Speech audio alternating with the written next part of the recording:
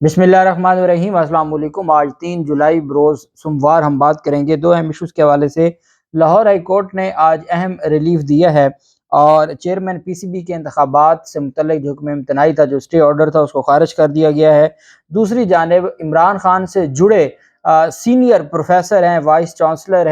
Vice chancellor GC university के हैं, जिनको इमरान खान को जीसी यूनिवर्सिटी में इनवाइट करने पर निशाना बनाया गया था और अब उनके खिलाफ एंटी करप्शन ने कार्रवाई शुरू कर दी थी, जिसके ऊपर लाहौर हाई कोर्ट ने सख्त फैसला जारी किया। उसकी तफसील भी मैं आपके साथ शेयर करूंगा।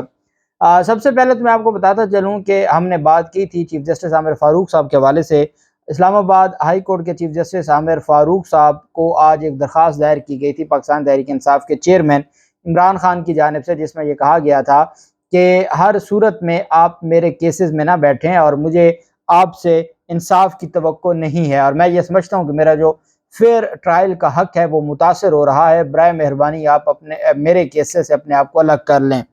ये दरख्वास्त दायर की गई और उस दरख्वास्त के चंद घंटों के बाद इस्लामाबाद हाई कोर्ट के चीफ जस्टिस ने जो इमरान खान ने जिस मुकदमे में कहा था वो बेसिकली फौजदारी इस्तग़ासा केस था, उसमें जो उसके काबिल समात होने के खिलाफ दरख्वास्त थी। इमरान खान का ये मौक़िफ़ था कि ये जो इस्तग़ासा है ये काबिल समात नहीं है, फौजदारी इस्तग़ासा। जबकि जो अदालत थी, जज हुमायूं साहब थे, पहले जज ज़फ़र इकबाल साहब थे, उनको तब्दील कर दिया गया था। उनकी जगह पर जज हुमायूं साहब को, एडिशनल सेशन जज साहब थे, उनको लाया गया। उन्होंने इमरान खान की दरख्वास्त को खारिज कर दिया था। अब जब वो इमरान खान की दरख्वास्त वहाँ से खारिज हुई तो आगे चीफ जस्टिस आमिर फारूक साहब की अदालत में आ गई। हालांकि इमरान खान पहले भी एक दफ़ा इस तरह की बात कर चुके हैं, और जब इमरान खान को गिरफ्तार किया गया था, जो ऑडियो लीक हुई थी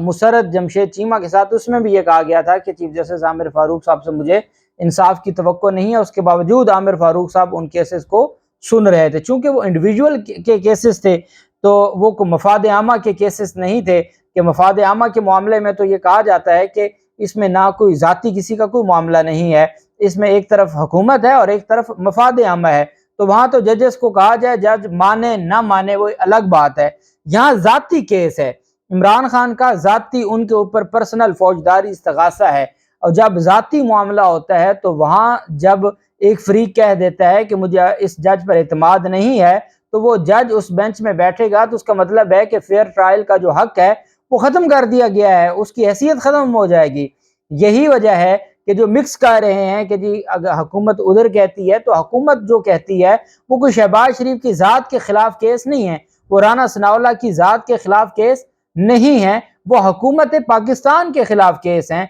वो इलेक्शन कमीशन ऑफ पाकिस्तान के ख़िलाफ़ केसेस हैं, वो किसी इंडिविजुअल के ख़िलाफ़ नहीं है। इस वजह से जब इस तरह का कोई मफाद आमा का मामला हो और आगे रियासत या हुकूमत हो तो तब हुकूमत एतराज़ नहीं कर सकती, लेकिन हुकूमत ने एतराज़ात किए, उनके एतराज़ात माने गए और इस बुनियाद पर जजेस उठकर चले गए बेंचों में से। तो अब चीफ जस्टिस आमिर फारूक साहब ने चंद घंटों के बाद, उस दरख्वास्त के चंद घंटों के बाद, कल की कॉज लिस्ट जारी की है और तोशाखाना फौजदारी इस्तग़ासा केस के काबिल समात होने या ना होने पर कल फैसला सुनाने का ऐलान कर दिया है। चीफ जस्टिस आमिर फारूक साहब ने, इमरान खान ने अपनी दरख्वास्त में लिखा कि अभी उसमें बहस रहती है। इसका मतलब ये है कि ख्वाजा हारिस साहब इतने सीनियर वकील हैं, वो कोई झूठ थोड़ी बोल रहे हैं। अगर ये फैसला महफूज हो गया था, अगर इस पर आर्गूमेंट्स मुकम्मल हो चुके थे, तो फिर वो अपनी दरख्वास्त में ना लिखते कि अभी तक जो येट का वर्ड था कि मतलब अभी तक जो आर्गूमेंट्स हैं वो कंप्लीट नहीं हुए। तो इसका मतलब ये हुआ कि पाकिस्तान तहरीक इंसाफ के चेयरमैन इमरान खान की जो दरख्वास्त थी उसमें यह मौक़िफ़ था कि अभी दरख्वास्त पेंडिंग है, अभी कोई फैसला महफूज नहीं हुआ, अभी कोई फैसला नहीं आना। और इसका एक बहुत बड़ा, इसमें कोई दूसरी राय नहीं है कि इस तरह की जो चीज़ें हैं अल्टीमेट एक दबाव ज़रूर होता है। इस तरह की दरख्वास्तों में फ़ैसलों पर भी बड़ी चीज़ें आ जाती हैं कि अगर ऐसा कोई फ़ैसला आ जाए और उसे एक दिन पहले उस जज पर अदम एतमाद कर दिया जाए तो फिर उसकी फैसले की क्रेडिबिलिटी क्या होगी। तो ये एक बहुत बड़ा सवाल होता है। भले चीफ जस्टिस आमिर फारूक साहब आप वो फैसला सुना भी दें तो उसके बावजूद अब ये जो दरख्वास्त है इसके आने के बाद कोई भी जो फैसला होगा उसकी क्रेडिबिलिटी तो वैसे नहीं होगी, क्योंकि फरीक ने कह दिया था, जो मुतासरा फरीक था, जो दरख्वास्त गुजार था, कि मुझे इंसाफ की तवक्को नहीं है। अब इन सारी चीज़ों को मद्देनज़र रखते हुए देखना यह है कि जो supreme court of Islamabad high court है उसने जो कल फैसला सुनाने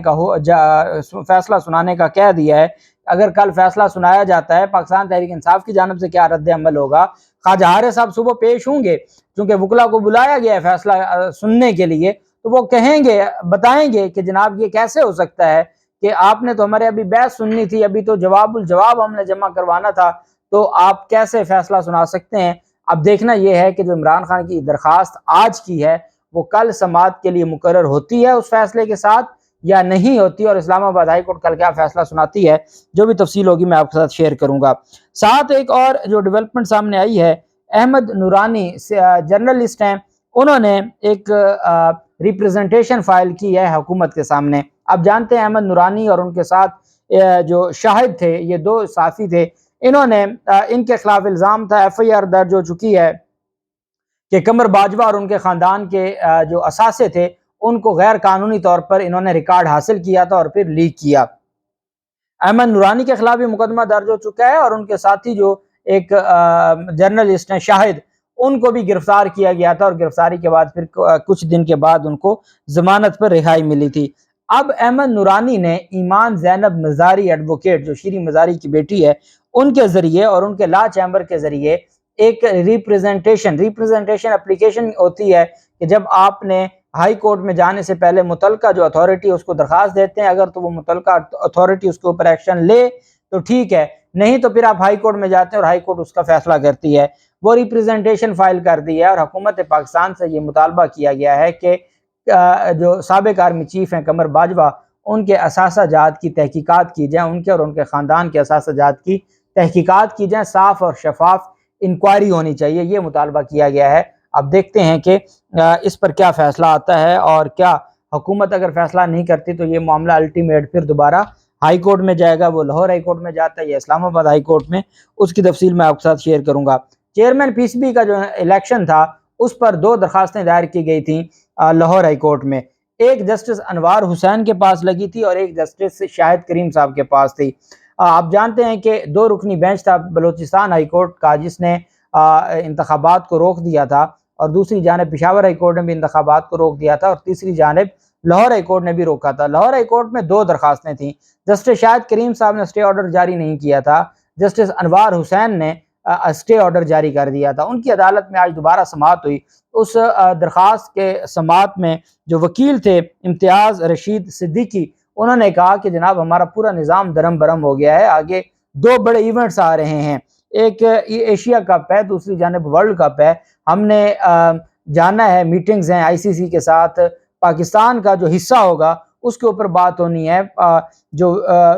بات ہو رہی ہے وینیو کی کہ کہاں پر ہوں گے، چونکہ ایشیا کپ کے حوالے سے تو ہمیں چند ایک میچز مل گئے ہیں، ورلڈ کپ اگر بھارت میں ہوتا ہے تو ہم کیا سٹانس لیں گے، ہم نے وہاں جا کے میٹنگز کرنی ہے، ہم بھارت میں کھیلیں نہ کھیلیں، ہم کسی نیوٹرل جگہ پر کھیلیں، تو بہت ساری چیزیں ہیں، یہ انٹرنیشنل معاملہ ہے۔ آپ نے چیئرمین پی سی بی کا انتخاب روک دیا ہے، وہاں پر الیکشن کمشنر بیٹھے ہیں، الیکشن کمشنر کا کام ہی نہیں ہے، وہ نگران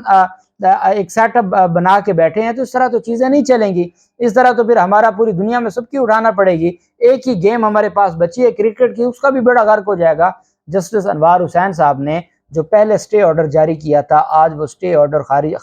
آرڈر خارج کرتے ہوئے، حکم امتناعی خارج کرتے ہوئے، انہوں نے پی سی بی کے چیئرمین کا انتخاب کروانے کا حکم دے دیا، اور ان کی جانب سے کہا گیا کہ اس طرح کے جو مقدمات ہیں یہ پہلے ایک اور جج صاحب کے پاس بھی ہیں، یا یہ جو میرے والی فائل ہے یہ بھی اس جج کو ٹرانسفر کر دی جائے، یا چیف جسٹس آف پاکستان اس کے اوپر کوئی لارجر بینچ بنا لیں، لیکن جو حکم امتناعی تھی لاہور ہائی کورٹ کی جانب سے اس کو خارج کر دیا۔ جسٹس شاہد کریم صاحب نے پہلے حکم امتناعی نہیں دی تھی، اسٹے آرڈر نہیں دیا تھا، جبکہ جو جسٹس انوار حسین ہیں ان کی جانب سے بھی حکم امتناعی خارج کر دی، اور پی سی بی کا جو چیئرمین کا انتخاب تھا وہ کروانے کی اجازت دے دی ہے۔ اور اب اس کے بعد نجم سیٹھی کے لیے کیا ہوگا، کیونکہ نجم سیٹھی نے یہ سارا جو کاروائی تھی وہ رکوائی تھی، اور ذکا اشرف کو پیچھے ہٹانے کے حوالے سے، تو دیکھتے ہیں کہ یہ معاملہ کس طرف جاتا ہے۔ پاکستان تحریک انصاف کے چیئرمین کو جب ہٹایا گیا تھا ووٹ آف نو کانفیڈنس کے ذریعے، رجیم چینج آپریشن ہوتا ہے اور اس کے بعد پی ڈی ایم کی حکومت آ جاتی ہے، اس میں عمران خان کو وائس چانسلر جی سی یونیورسٹی ڈاکٹر اصغر زیدی نے بطور مہمان خصوصی بلایا تھا جی سی یونیورسٹی میں۔ اب جانتے ہیں بہت بڑی تعداد میں پورے کا پورا جو جی سی کالج اور یونیورسٹی ہے وہ اکٹھے ہو گئے تھے عمران خان کا ویلکم کرنے کے لیے اور عمران خان کو سننے کے لیے۔ پاکستان تحریک انصاف کے چیئرمین نے وہاں پر ایک بڑی دبنگ تقریر کر دی اور اسٹوڈنٹس کی جانب سے بہت بڑا ایک رسپانس آیا، چونکہ عمران خان مختلف یونیورسٹیوں میں جا رہے تھے، بہت تگڑا قسم کا انہوں نے رسپانس دیا، اور اس پر پھر جو مسلم لیگ نون کی جانب سے اور پی ڈی ایم کی جانب سے اعتراض کیا گیا، حتیٰ کہ اس وقت پھر وہ چیزیں سامنے آ گئیں کہ مریم نواز جا سکتی ہیں، شہباز شریف جا سکتے ہیں یونیورسٹیوں میں، تو عمران خان کیوں نہیں جا سکتے؟ بہرحال اصغر زیدی کو پہلے انہوں نے ہٹایا وی سی کے عہدے سے ہٹانے کا جو فیصلہ تھا اس کو عدالت نے، آپ کو یاد ہوگا جو گورنر پنجاب تھے ان کی جانب سے یہ جو نئے جو گورنر نون لیگ کے ہیں انہوں نے ان کو ہٹانے کا کہا، پھر ایک مراسلہ جاری کیا گیا کہ یونیورسٹیوں میں عمران خان کو نہیں بلایا جائے گا۔ اس اصغر زیدی صاحب جن کو وی سی کے عہدے سے تو نہ ہٹا سکے، لیکن محکمہ اینٹی کرپشن جس نے پاکستان تحریک انصاف کے 90% جو رہنما ہیں ان کے خلاف انکوائری کھولی ہوئی ہے، اور اس وقت سوائے پی ٹی آئی کے جو رہنما ہیں ان کے علاوہ کسی کے خلاف انکوائری نہیں ہے، اور جو پی ڈی ایم کے رہنما جن کے خلاف پینڈنگ پہلے سے انکوائریز چل رہی تھیں وہ ساری ختم ہو چکی ہیں، انہوں نے ڈاکٹر اصغر زیدی اور رجسٹرار جو جی سی یونیورسٹی ہے ان کے خلاف اینٹی کرپشن ہے نوٹس جاری کرتے ہوئے کارروائی شروع کر دی تھی، اور ڈاکٹر اصغر زیدی کی جانب سے اور رجسٹرار جی سی یونیورسٹی کی جانب سے ان نوٹسز کو اور اس کارروائی کو چیلنج کیا گیا تھا لاہور ہائی کورٹ میں۔ لاہور ہائی کورٹ نے عمران خان کے حمایت یافتہ جی سی وائس چانسلر جی سی یونیورسٹی ڈاکٹر اصغر زیدی اور رجسٹرار کو جو بڑا ریلیف دیتے ہوئے ان کے خلاف جو نوٹس تھے اینٹی کرپشن کے ان کو معطل کرتے ہوئے اینٹی کرپشن کو کارروائی سے روک دیا اور نوٹس جاری کر دیا ہے، اینٹی کرپشن کو جواب طلب کر لیا ہے، اسٹے آرڈر جاری کر دیا ہے، اینٹی کرپشن کو کارروائی سے روک دیا ہے اور ساتھ جواب طلب کر لیا ہے۔ اور چونکہ اب چھٹیاں ہیں تو اب 2 مہینے تو اصغر زیدی کے خلاف ویسے کارروائی نہیں ہو سکے گی، اور اس کے بعد پھر دیکھا جائے گا۔ بہت بڑا ریلیف ملا ہے، چونکہ ان کو سیاسی انتقام کا نشانہ بنایا جا رہا تھا، اس وجہ سے لاہور ہائی کورٹ سے بڑا ریلیف ملا ہے۔ اللہ پاک پاکستان کامیاب و ناصر ہو۔ بہت شکریہ۔ اللہ حافظ۔ پاکستان زندہ باد۔